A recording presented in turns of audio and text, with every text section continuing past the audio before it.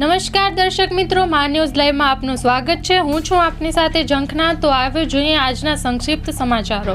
અમેરિકામાં ફરી હિન્દુ મંદિર ખાલિસ્તાનીઓના ટાર્ગેટ પર પીએમ મોદી વિરુદ્ધ નારા લખ્યા। આજથી રાજસ્થાનના પ્રવાસે પીએમ મોદી, શાહ અને ડોભાલ 3 દિવસ સુધી જયપુર હાઈ એલર્ટ પર।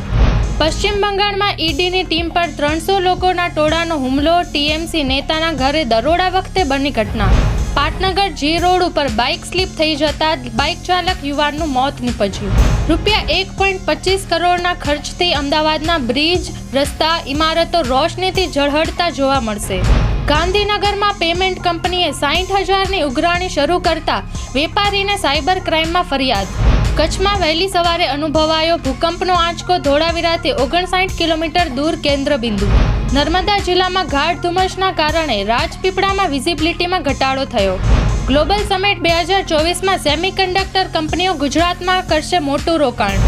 ગાઢ ધુમ્મસમાં લેન્ડિંગ આવડતું નથી, સ્પાઇસ જેટ અને એર ઇન્ડિયાને નોટિસ। દિલ્હીની મોહલ્લા ક્લિનિકમાં દર્દી વગર જ લાખો ટેસ્ટ કરવાનું અબજો રૂપિયાનું કૌભાંડ સામે આવ્યું છે। કોંગ્રેસની ન્યાય યાત્રાનું નામ બદલીને ભારત જોડો ન્યાય યાત્રા કરાયું। કેનેડામાં ભારતીયોને આવી રહ્યા છે ખંડણીના કોલ। વિદેશ મંત્રાલય સક્રિય થયું। મામલો નિજ્જર સંબંધિત છે। નડિયાદ અને ખુરદાબાદમાં જુગાર રમતા 9 જુગારીઓ ઝડપાયા।